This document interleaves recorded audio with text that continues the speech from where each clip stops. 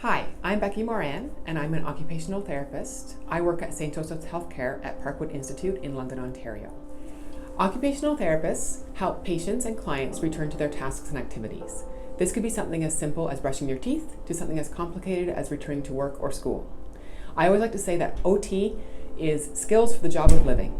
So we help patients do all kinds of things to help them return to normal activities, or maybe we adapt activities to match their new difficulties that they're experiencing. I help a lot of patients who have experienced mild traumatic brain injury, and they really struggle with doing the basic everyday activities such as grocery shopping, meal preparation, returning to work, and caring for children. We do a lot of task analysis, and we do a lot of pacing and planning to help patients return to their activities so they don't feel so many symptoms at the end of their day and they can get activities completed. Patients usually report that they have lots of headaches, they get dizzy, they feel like they're fatigued or tired all the time. They could be very light and noise sensitive as well. A lot of times what happens is patients start to feel more symptoms when they do too much. And so we help patients with strategizing how to not do too much and go into too many symptoms, or maybe going into a little bit of symptoms and then settling them quickly. So one example I give sometimes is looking at grocery shopping. A lot of my patients who have had a concussion or a mild traumatic brain injury, they experience a lot of overwhelming sensations when they go to the grocery stores. The grocery stores are very bright, they're noisy, there's lots of moving parts, and it can be very overwhelming very quickly.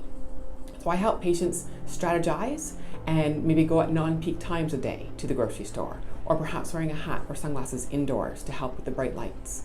I also help strategize before they go, so it's an easier experience versus trying to meal plan and get the food while you're in the store. So a lot of times patients have a better experience after coming to see me because they're able to do that task in a more efficient, easier way and be able to settle their symptoms down a lot faster after they're done. Sometimes you need a referral from your doctor to access more of the hospital-based occupational therapists. However, some are just self-referred, so you can refer to any private clinician usually without needing a referral from your doctor. I'm very fortunate in my practice here where I work as part of an interdisciplinary team. So I work very closely with physiotherapists, speech-language pathologists, social workers, and we also have physicians and nurses on our team. At times, we need to refer outside to external services that are maybe not available with our program here at the hospital.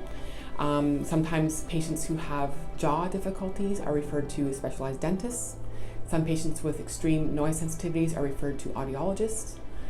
We do collaborate as well with optometry to look at visual disturbances after a head injury. And so all these things work very well together to help patients get back to their day-to-day tasks.